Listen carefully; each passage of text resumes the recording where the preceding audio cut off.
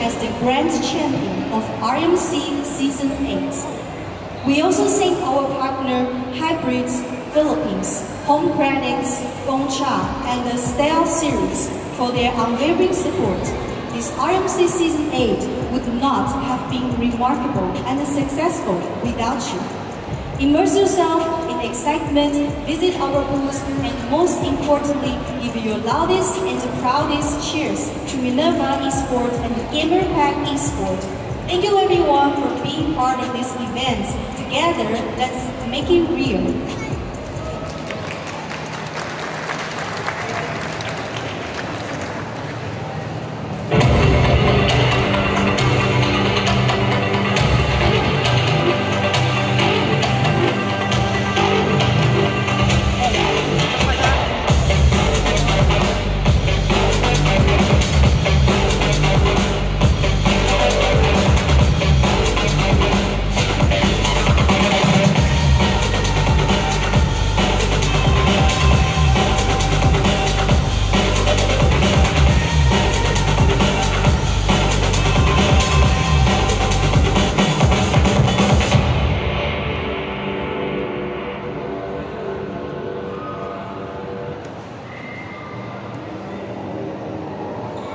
I guess it is now time to introduce your grand finalists for RMC Season 8. Introducing GamerPack Esports. From the mid lane, it's Starboy. Your gold laner, Teddy Cutie. Jungler, Azu. Your roamer, Damian. The XP laner, Cram. And their 6-man BRCD.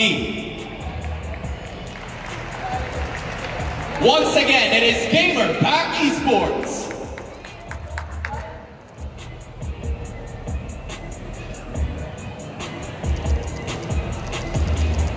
And facing them now for the throne is none other than Minerva Esports. Your mid laner, Jello. Your jungler, Lakes. Your gold laner, Nausea. The roamer, Louis. And your XP laner, Karasu. This is your Minerva Esports.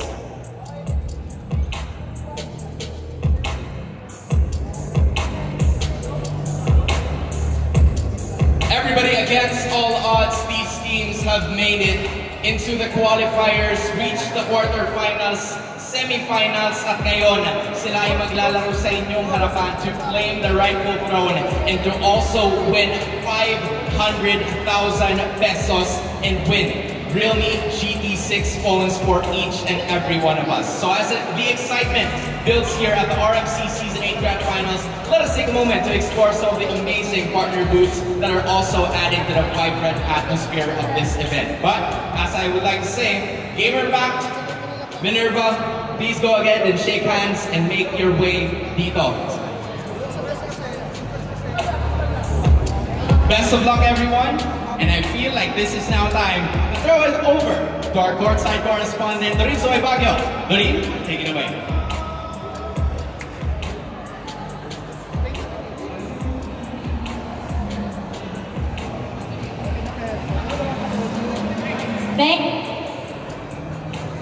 I am so sorry for the technical difficulties, but thank you so much, Hans, at nandito nga tayo sa ating nagkagandahang partner booths right over here at the right side of the stage. Nandito po ako. If you can't see me, I'm the small girl in white over here on the left side pala of the stage facing you guys. So isa-isahin natin ang ating partner booth so you guys can also see all of the activities, all of the promos, and the discounts that you guys can avail right here in the venue. So let's start. We have right here the Realme booth. Okay, napaka-fresh po ng ating representative for Realme. Hello, hello Ella. How are you today? Very beautiful booth right here. Yes, very exciting kasi syempre RMC Season 8 na. So talagang exciting, lalo na it's powered by Realme GT6. Ang taas ng energy energy ni Ella, talaga naman. Okay, so of course, Realme is the one behind our official gaming phone. That is, of course, the Realme GT6. So I want to talk about the Realme GT6, Ella. What can you say about this phone? What makes it perfect for gaming? Kaya natin. This is because promising talaga yung Realme GT6. Siyempre, as gamers, it's really important to have powerful features of the phone, especially the charging, processor, and additional the camera. So, because of its 60,000 nits ultra bright display, talaga namang at syempre, feel mo talaga yung game because of its display. Okay, ang taas ng energy talaga ni Ella, you guys. Sabi niya, pack na pack ang charging, ang camera, ang processor. Why is that important for gaming? Syempre, matagal ang paglalaro. Okay. So, talagang kailangan tuloy-tuloy yan. So, saglit lang i-charge. Saglit lang i-charge. Talaga siya. Mabilis din because of the processor and the camera. Promising ang camera, you should buy the Realme GT6. Actually, may nakita akong post ni Catherine Bernardo about the camera. What is it about the camera ng Realme GT6? Parang it can do everything. Yes, talagang malinaw siya. So, every detail, talagang worth every picture.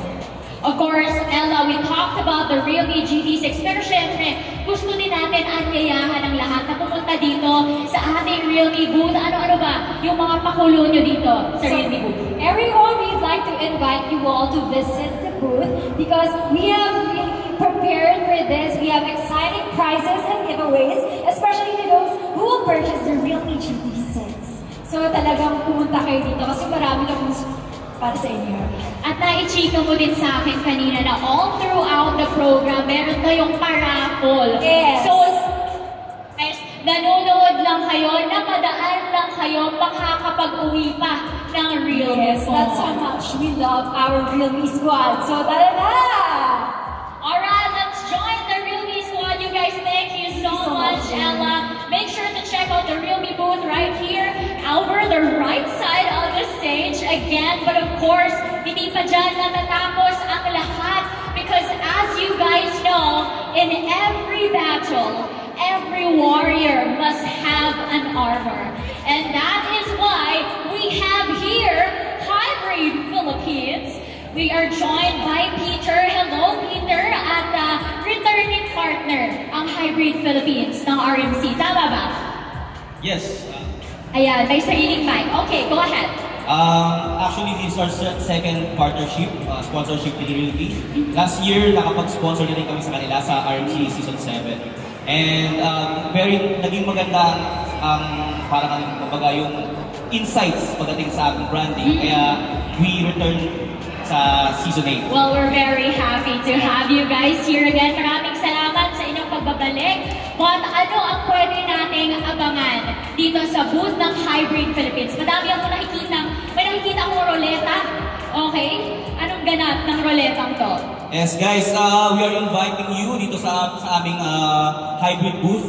Pag ngayon kayo bumili kahit isang jersey lang, you will have a chance to spin the wheel. Kahit isang jersey lang? Okay. Ang kagandahan doon, kapag 5 binili nila, so 5 entries yun. Okay. 5 spin yun.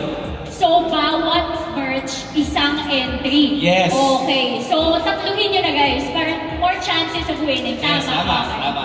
Ngayon, ano bang pwede natin mapanalunan sa ating spin the wheel? Makikita niyo po dito guys, meron dyan better luck next time. Pero mas marami yung pwedeng mapanalunan. So, pwede tayo manalo dyan ng 50% discount. Meron din tayong notebooks, tumbler. And then kapag nag-boom jackpot kayo, Boom jackpot? Ano yan? Sa boom jackpot, papaanoin namin sila dito sa ating butan. Fishbowl. Okay. Yeah. Bubunot sila. Tapos? Dito wala nang sorry, better luck next time.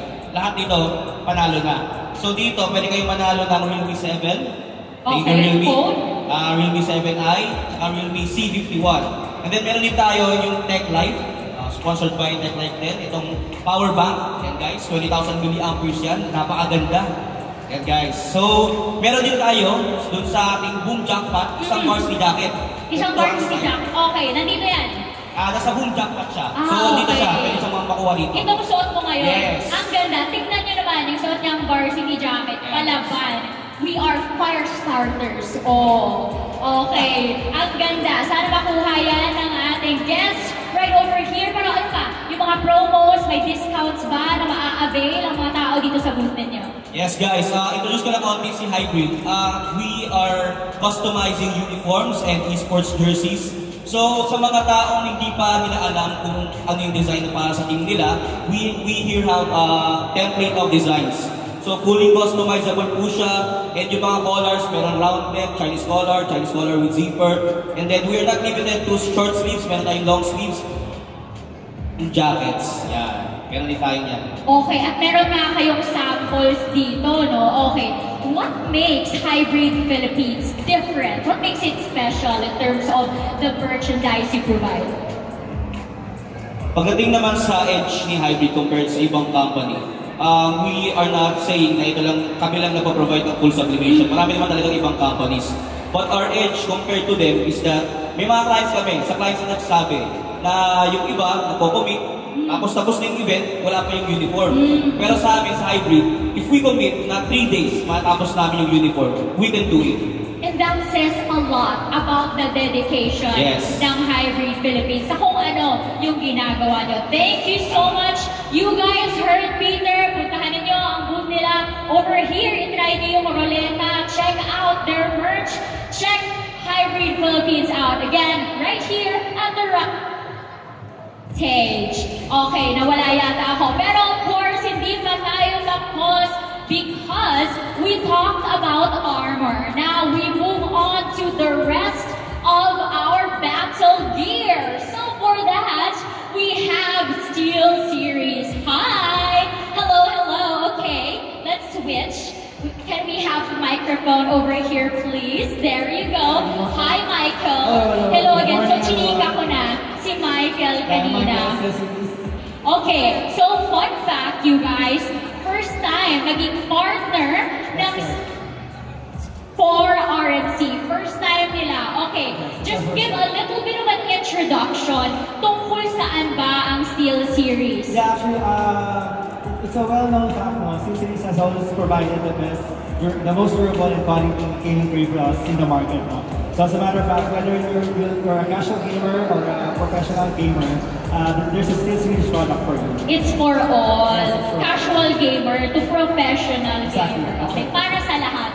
Okay, let's talk about your booth. Ano naman ang mga pakuluyo dito? Just for today, just for Realme Mobile Talk, we're actually planning to give away official Steel Series merchandise, like the shirt, and one of our biggest freebie. Anyone who purchased a Steel Series keyboard will be giving away this for free. This is our in-ear headset. Sa bawat purchase ng keyboard, you get a headset. Correct, but take note guys, this is just a limited offer. So we have very limited quantities here. So like we say, paunahan na lang. Paunahan lang guys. Limited lang. So I will raise you guys here dahil interesado din ako dito. What else? What promos, discounts can you give? Aside from that, we're giving away, actually we're providing big discounts for today also. So our partner is DataBits. If there's a Steel Series product na wala dito, definitely the customer can go to the DataBits store and buy that product if hindi available dito sa baba. Alright, thank you so much. Can you tell us about your products right here? Yeah, for now, we're pushing our latest headset. This is a Nova 5 wireless headset. It's the first in the industry we're in. It has 100+ audio presets on your mobile app. So you can set up your audio by choosing over 100 games. PlayStation games, mobile games, Xbox games. It's all here in the mobile app. There you have it. So kung naghahanap kayo ng bagong gear, ito na. Ito na yung sign. Magpabudol na kayo dito sa Steel Series booth. Make sure to check them out right over here. Thank you so much, Michael. And that is it for all of our partner booths. Make sure to check them all out right here. Again, we are on the left side of the stage. Facing you, huwag kayong uuwi hanggat hindi niyo nasusubukan at nadadaanan itong ating partner booths because again, we have an incredible array of booths and experiences in store for all of you guys. From the latest gaming gear to exclusive merchandise, our partners have truly outdone themselves. Maraming salamat for joining us and I hope you guys had as much fun as I did sa pakikichika ko sa ating mga partner booths. Pero syempre, hindi dyan natatapos ang sorpresa because ilang minuto na lang the matches for the RMC Season 8 Grand Finals is about to start. And so without further ado, I'll leave you guys with this video. Let's watch this.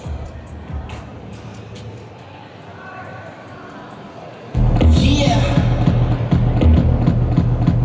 The city is up in the madness. The people is giving the damage. They turn into animal savage. Tyrannos and hippos and mammoths. The hero is coming, I'm locked in. You know that I won in the top 10. You know that I can't be the dog. I get the... Hindi din yung time na talagang pupunta rin kami sa NBA. Kasi hindi kami papayag na sa manager na hindi itong easy game eh. Challenging talaga sa atin ko eh. Kaya good luck sa atin kami na. Get that money, I'm a flex. Tapos na pong chemistry as a team, parang iisa na lang po yung goal ng bawat isa eh. Yun po, lahat po kayo magkakasundo. Kaya parang ang dali na lang po mag-effort pag gano'n. Ang message ko lang sa amin, Nerva, kaya nga natin mga round go, pakita natin best natin.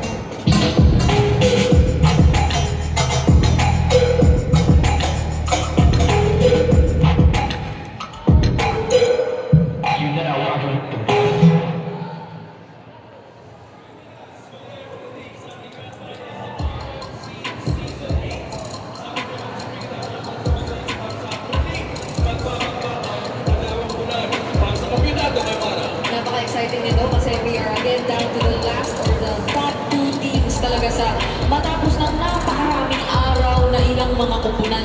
Mahigit 100 na panggilan ng ating host. 100. Ang talagang mga si Sushi in action pala. Okay, so isa to. Sushi na bago ngayon, first time, even at the closing into the world stage, siya nagamit dahil siyempre bago nga siya. But now, this could be a new thing sa ating lang that we haven't seen yet. Sa good stages ng RMC Season 8 now, pwedeng mag-iba yung timpla ng Minerva Esports. They've been the best of the best together with Gamerback Esports throughout the challenges sa mismong bracket ng RMC Season 8. So, I'm excited to see how this year will blend. Dahil on the other side naman, kapag usapan natin ang Gamerback Esports, medyo expensive siya. Kaya magputok. Tsaka yung pinaka-asahan nila yung magaling game na may technique talaga ng kasanayan. Pero speaking of, dito pala tayo sa kabila. Kasi sa kabila, ako ay si Carazo ang nakaalanganin pero mabubuhay lang naman yata ako. Pressure na ngayon sa TXP Interest na kung tumatawag nyo ang dalawa as well as we see to them from the Selena. So sa mga early game, kahit sa nanonood din sa live stream, kung Selena ka, hindi ako nag-guess at early game, hindi makapagkakaw sa Selena. So for back sports at the early stage of the game, kailangan makita angas na kagad. Oo, at baka nag-attempt naman sila kahit pa paano gawin yun. Sadyang yung mga tennis na kasi natin ngayon ay napakakunan talaga. Nauso pa kamakailan yung nagiging Queen's Weeks prior talaga ng isang tennis lang. Nakita natin yan nung recent lang natin international tournament. At marami na rin ang kumbagay tumulag doon sa build na ginagawa talaga ng mga ex-players natin. Yung matchup talaga kadalasan nakikita natin is either yung Terisla plus or katapat niya yung ibang mga naiuso ngayon sa Ruby, Arlon, for instance, na nakikita natin ngayon. But hindi pa nga tayo nakakita ng actual OSX na condition talaga ngayon ng gamer pack. So dito sa Turtle, malaki ang talagang kinakailangan nilang ma-pull off na lalawan. Pero mukhang ang mauunan naman ay Minerva Esports! Oh, may one joke sila ginamit doon. Kung i-engage pa nga natuloy na start ko doon, kahanap lang at si Louie. At mga person pa nga magiging si Dapple, pero itutuloy nila ito dahil magiging si Aizo mawala. Ang bawi nila ay 2 miyembro lang din naman ng Gamer Pack Esports, pero so far 2-4-2 trade. Ang naging trade nga doon, madali ng Turtle, hindi pa katatapos. Brilliance out muna. Nahabol dito, pwede yung 3 pings po ang nag-wheel para hindi po na mag-engage ang Gamer Pack Esports going down at objective taking. Naging lamang doon ang Minerva Esports with doon sa retribution seal, pero nakita rin natin turn na i-shadow doon sa Yabusa. Pero good trade na nakita natin na kung Minerva Esports na control nila ang Cordial at nakita natin kung paano ginawa ka nila yung bagay. Oh, tsaka yung na kumbaga pumigil din sa gustong gawin ng Gamer Pack Esports na sila yung talaga magiging napaka-agresibo in early stages of the game tapos i-pull off nila yung conditions. Pero at the same time, ito rin yung siguro aasahan mo kasi sa early stages ng Gamer Pack na meron na lang talaga silang isa na gustong sobrang i-activate or kumbaga gustong ipag-farm at i-funnel dito na player which is against si Penny Cutie. Pero unfortunate yun for Azo kasi malaki nga yung adjustment na nangyari sa Hayabusa na pwede ka na sanang mas makakontest pero grabe naman yun, labi na rin bag using the Lambert Flare at ngayon napakaloon na agad ni Damian pero may wild charge pa na natitira. Mag-engage pa yata dito pero yung sagot na Miron Fury napakaganda at mga makakatalawang pa yata kayo ng Minerva! Medyo nagkaroon na miscalculation to ng Gamer Pack Esports although sinubukan din i-push Damian and also ni Starboy. Ang naging problema lang doon yung AOE ni Lumi sa yung naagawan ng pagbalik pero hindi yata pwede pa ba sila pinipigilan ng final slash good save from Gamer Pack pero mukhang may mga oras na gusto gawin ng Hayabusa. Pinorskot lang muna nag-pin muna sila against Gamer Esports. Balik tayo sa baba. Ako tuloy-tuloy pa rin ang laban na nangyayari dito at si Moshe naman siya ang susunod na tutumba. Darehong gold laners natin ang nawala para sa magkabilang pupunan. Right in time, bago tayo makanood ng isa na namang turtle fight sa pagitan nitong dalawang teams natin. Pero so far, grabe yung nagiging palitan natin. Parang hindi naman sobrang nakakuha ng halamangan na significant dito after base. Pero teka lang, ito na yata yun. 2-6, meron na naman tayo may tita. Naglabas nga ng final slash from Gamer Pack Esports to go natin for final answers sa mga setup. Long time sila ko ng setup ng Gamer Pack Esports. Naglalakot sila sa mas kuha ng turtle. But Minerva bakawin na wala ng takhe na pwede makapag-counter engage dito sa turtle. Pero Gamer Pack Esports kailangan talaga ng advantage na walang minotaur sa turtle taking na to. Ito yung pwede na nila maging oras na maging agresibo pero mapipigilan na naman yata yun. Dahil din, handang-handa ang Minerva Esports kahit ano pa ang mangyari. Agarang lapag nga nung Zaman Force mula dito kay Nosha. At nung nakita or akala natin ay unti-unti na rin naghahanap dito ng opportunities ang Gamer Pack Esports, hindi pa rin nila sobrang nakapitalize yung pagkakawala doon ni Louie on the Minotaur as you mentioned. And for the past few minutes, yung nakikita talaga natin na kadalasang nangyayari ay nagiging pagsagot nga lang halos yung wild charge dito ni Damian Wala silang sobrang hinahanap pa na engage. Pero that's also probably because nire-respeto pa nila yung ideya na may kakapusan pa sila in terms of damage kung gusto nila makipagsabayan na dito sa Minerva Esports. Speaking of sabayan, bring it agad that you mentioned that hindi na natin ang build dito ni Julian. We have the Genius wants to be magic defense induction instead of using the Holy Crystal. So for this, mas susunod din na mas mga fight is mostly really doon mas magiging siguro luminig sa magic damage para ma-engage mo paulit-ulit yung mga enhanced chain also the enhanced knockout. Pero it will take time for the extra damage to show dahil ang Genius mo na ng Minerva Esports. So I can say hindi pa naman sila huli doon sa in terms of the kalamangan. Kasi hindi pa kapag-uusapan natin yung damage, kulang pa rin. And kailangan nila mag-maingat on how to maintain that lane, especially heading to the mid-game powers. Tsaka ang tricky game ng lane, especially for daily duty, kasi isipin mo yun, kailangan, di ba, wala kang mang-i-store ko sa'yo kapag gagawin yung Chaos Assault, nasa punto na tayo din yung mga simpleng lantern flare lang dito ni Jello, na parang ma-force out yung Brilliance Ultimate dito ng isang Lunox kasi kinakailangan talaga niya maiwasan yung stacks tapos iiwasan niya dapat makapanibag pero ngayon mukhang hindi maingat lang din ang Minerva Esports regardless kung ganito nakaganda yung advantage na hawak-hawak nila sa map control at maski pala si Aizo ay sobrang ginugulo na lang dito. Hindi na yan, ang daming pwedeng mawala sa positioning, sa frontline, ang daming pwedeng magulo from Gamer Pack Esports dahil kung hindi na natin kung anong request ni Jello kung may itignan si Louie another takedown for the Minotaur isa tagkad naman dito ang Minerva Esports may hila si Cram nahila doon sa gitna pero mukhang lalalim din dito gusto mag-exchange ng Hayabusa pero may nahila na naman ulit si Jello at hindi ata papabayaan ng Minerva Esports nag-efficient mo na to no? Grabe, akala natin na tatapos lang yun sa tapusan ng damage pero yung utility factor yung pala ay napakalaki Starboy ay pabibigyan ulit dito ng Minerva Esports at nakakuha sila ng isang saktong-sakto naman bago yung ating ikahuling turtle dito sa ating laban at isipin mo yun palagi at palagi ganito yung nagiging kwento natin merong successfully mabibigop yung Minerva bago tayo magkaroon ng turtle kailangan talaga maging maingat ulit din namin ng Gamerback Esports dahil kay Jello. Yung 6 assists niya na in total, sasamahan pa ng Ice Queen 1 Brigida. Lahat ng ginagawa niya dito, sa frontline, even sa backline ng Gamerback Esports, nalilito sila kung saan pwesto. Saan pwesto ang Grab? Saan pwesto si Arlo? Dahil kung magamit nila yung ultimate nila dito, si Jello lang talaga yung katapat para maiwan yung iguluhin mismo yung placement nila dahil lang pwede maging solusyon ng surprise yung walang iba kasi sa wild charge ni Grab. Kaso nga lang, si Minotaur at si Sushi na humaharap dito for Minerva Esports. Kaya sobrang hindi mo, hinihila lang pabalik. At lahat na out position na-force na din yung wild charge at lahat ng ba ng Minerva Esports. Maganda yung kanila naging pagkakakover doon at makaka-engage lamang mula sa iba't ibang makasulok. Kaya nang makakuha rito, malaw, ang Minerva Esports pa rin ng 2 kills kontra sa Gamerback at hindi pa rin nila napagtagumpayan yung kanilang naging attempt at minsan ang mga balibag flat flare. Pero ngayon nakasal pa kay Jello, meron pa naman siyang shadow na natitira at pag-attempt talaga siya kaya out na yung mga miyembro ng Minerva pero hindi na niya kinaya. Sa complete lockdown, Louie and Lay from the bottom. Sama Masinosha. Lahat ng slow, lahat ng babalikan natin naging item Starling Side Express and pull down the doctor as well from Magic Shields and also the Feather of Red for this Harris. Sa nalang po lang, building to the Holy Crystal, we will see magic damage empowered for Harris. Sa lahat ng AOE lockdown na ginagawa ng Minotaur, tatlong crowd control na pwede magsama-sama. Sama mo na si Jello.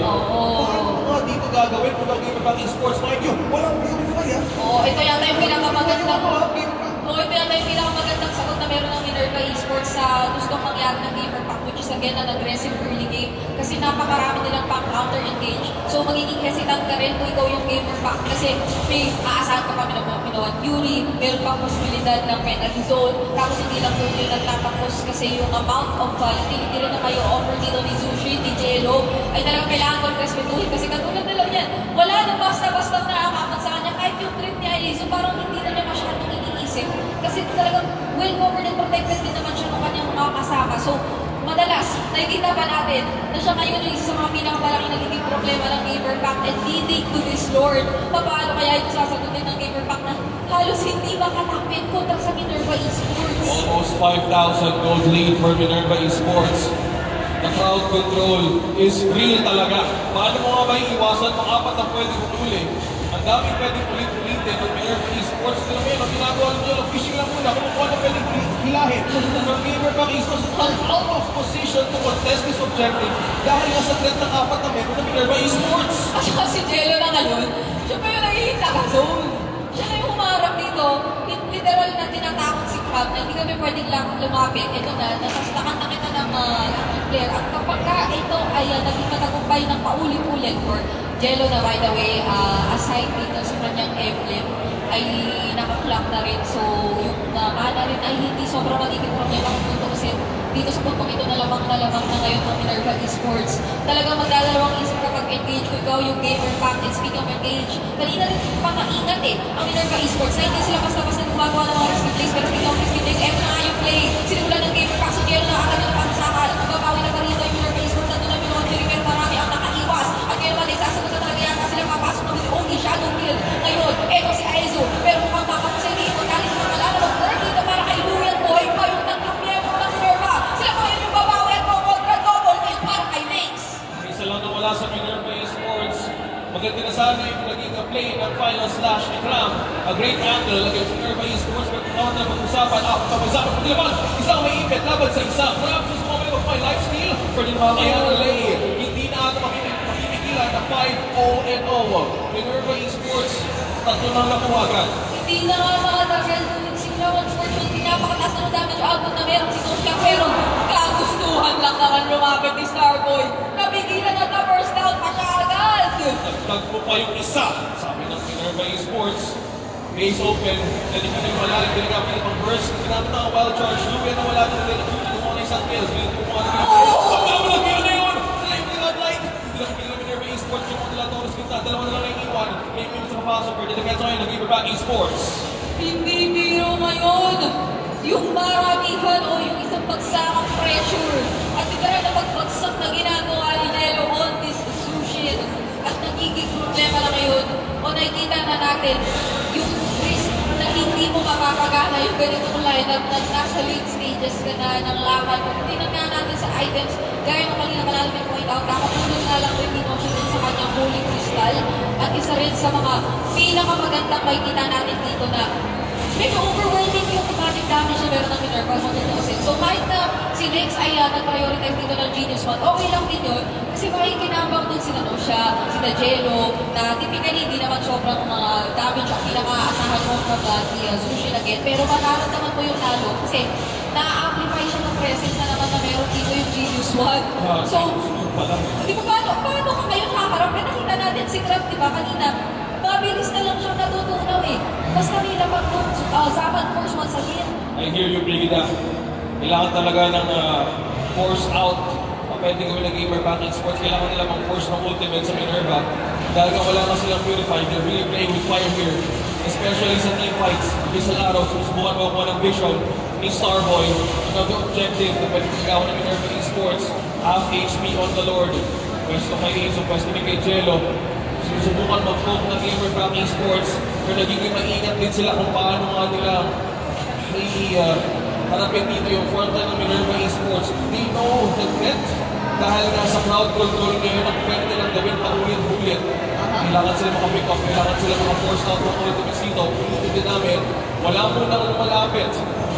Minerva Esports controlling the front line. Still looking for big vision din si Starboy. Tumama yung araw. Half HP on the Lord. We're seeing the Lord dance right now. But meron kami nakuha doon si Jello! Starboy! Yun lang. Kung ano ang pinagandaan ng pwesto rito ni Aezu, yun naman yung naging pagkaka-expose ng ibang mga member ng Gamer Pack, namely Starboy, na ngayon ay piniling bigyan at hanapin ang kanila ng Minerva Esports. So kayo kung maging si Aezu, yung mahanap na grabe si Jello, siya naman kayo mag-zone. At kung ginamit na naman niya yung kanyang balikan, isa na namang shadow ang kailangan ng force out, pero Aezu makahabulin siya ngayon ng Minerva Esports na tayo naman ang year na ng Lord. So meron na silang 2 kills at isang major objective para na-secure. Still a win. It's still a great win for Minerva Esports objective. Inter waves pushing at sa pick-off na ginawa doon ng Minerva Esports. Ayun na pa-force ang gamer back at the-defense ba nila to, Brigida? Sabihin ka, pick up half HP ka agad. Oo, napakarami rin ang mga focus na ginagawa nila. Hindi ako naman mag-first down ng shotgun. Roger, kinaman na tawag na napakarami na engage fight. Tapos nasa mga mga pero may bilongan tuloy naman sa on. At yung first or yung damage out ng Minerva Esports ay hindi naging biro. Papasok pa na yun. Sige, hindi ko pero mag-first down lang nila magiging ka triple kill pa ni Lex. At may bisa na lang ang natitira. So ang tatapusin na nila itong game. Game 1! Mapupunta sa Minerva Esports! Taking the first point of this series. Push nila magsimula ng maganda. Minerva Esports with the lineup. Also a debut for Sushi. Kahit kita mismo na hindi natin nakita for such a few times. Well, syempre, bago nga naman. Ang ganda ng naging advantage ng team na to getting this point in this best of 5 series. Natatakot na ako agad para sa mga posible pa natin makitang Sushi sa hinahaba. In-expect ko na pwedeng iba na to or pwedeng split away. Grabe. We got kind of a zone up. Ang kalayo yung page, gumagano lang. Lapit ka lang sa pwede kong ilahin. Pag nagawa nila.